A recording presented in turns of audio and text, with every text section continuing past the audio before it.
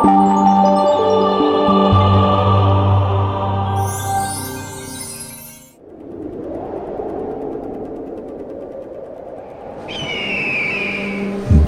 है, छांव है, जलते तेरे पांव हैं, धारा के विपरीत सदा बहती तेरी नाव है। जिसने ये दुनिया बनाई उसको कहते भगवान है, जिसने हमको अन्न दिया वो भारत का किसान है।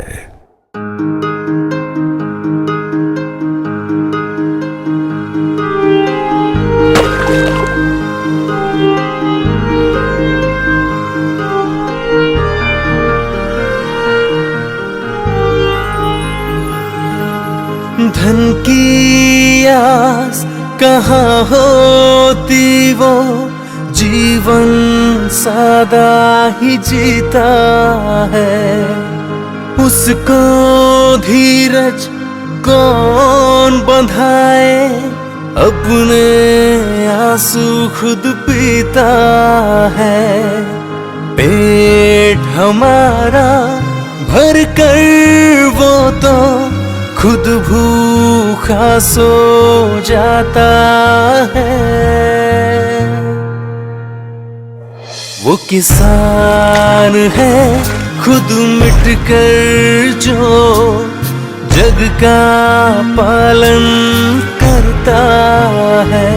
वो किसान है खुद मिट। 10 से 15 दिन का टाइम होता है। इस टाइम पर कल्लों का फुटाव काफ़ी तेज़ी से होता है, जड़ों का विकास भी काफ़ी तेज़ी से होता है और ऐसे में पौधे को ज़रूरत पड़ती है एक्स्ट्रा पोषक तत्वों की। और इन एक्स्ट्रा पोषक तत्वों की अगर हम पूर्ति नहीं करते हैं तो पौधे का विकास रुक जाता है, पौधे में कल्लों की संख्या इतनी अच्छी नहीं बनती है। तो आइए दोस्तों, आज हम जानते हैं कि इस टाइम जो 10 से 15 दिन की अवस्था हमारी धान की है, इस समय हमें क्या क्या चीज़ें डालनी है और किस तरीके से हमको इन पोषक तत्वों को पूरा करना है जिससे पौधे का अच्छे से विकास हो। तो धान की जब हम रोपाई करते हैं तो 10 से 15 दिन के बाद अक्सर आपको धान में कल्लों का फुटाव काफ़ी तेज़ी से होना दिखाई पड़ता होगा। इसके साथ साथ जड़ों का विकास भी काफ़ी तेज़ी से होना इस टाइम पर चालू होता है। जितनी बेहतर ढंग से जड़ों का विकास होगा, जड़ों का फुटाव होगा, उतने अच्छे से वो मिट्टी में जो पोषक तत्व हैं उनको पौधे तक पहुंचाने की प्रोसेस करता है। इसके साथ साथ जो ये टाइम है, इस टाइम पर जब कल्लों का फुटाव अधिक होता है तो एक्स्ट्रा पोषक तत्वों की पौधे को आवश्यकता पड़ती है, जो कि हमें इस टाइम पर देना चाहिए। अगर हम इस टाइम पर पूरा नहीं करते हैं तो आप देखते हैं कि पौधे धीरे धीरे हल्का पीला या कमज़ोर दिखाई पड़ते हैं, कहीं ना कहीं उसका विकास रुक जाता है। और कुछ टाइम बाद जब हम उर्वरकों को देते हैं तो उस टाइम तक जो है कल्लों का जो फुटाव है वो बाधित होता है और जिससे अच्छे कल्लों का फुटाव बेहतर नहीं निकल पाता है और धान का विकास भी बाधित होता है। पौधा इतने अच्छे से भोजन नहीं बना पाता है, क्योंकि जब पोषक तत्वों की कमी होती है तो पौधे में भोजन बनाने की प्रोसेस भी कमज़ोर हो जाती है।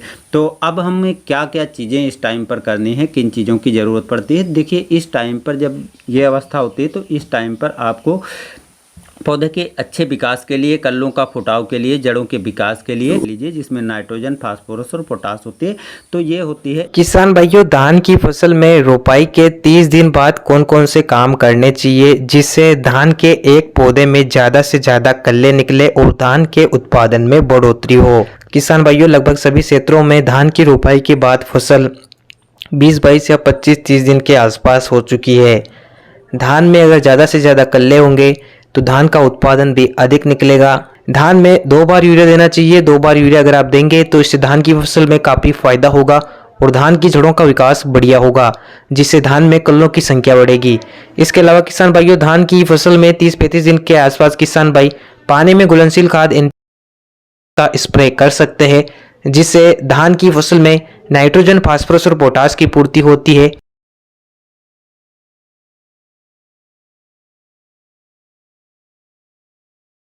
किसान भाइयों, जिस समय धान की फसल में बालियाँ निकलने स्टार्ट हो जाती हैं उस समय हमारे दिमाग में एक बात बहुत ज़्यादा आती है कि जो हमारी धान की फसल है उसके अंदर जो बालियाँ निकलें वो लंबे निकलें, साफ सुथरे निकले, उनके अंदर कीड़ा ना लगे और बालियों के अंदर दाना काला ना बने।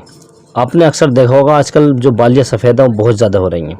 तो इनका क्या कारण है, क्यों हो रही हैं, और हमारी फसल के अंदर जो कीट वगैरह है, टिड्डा पंखी या गंदे कीट, ये ना लगे। जग जग का पालन करता है। बारिश हो या धूप कड़ी हो, अपना कर्म वो करता है। जाने कौन घड़ी में मालिक उसकी किस्मत को लिखता है।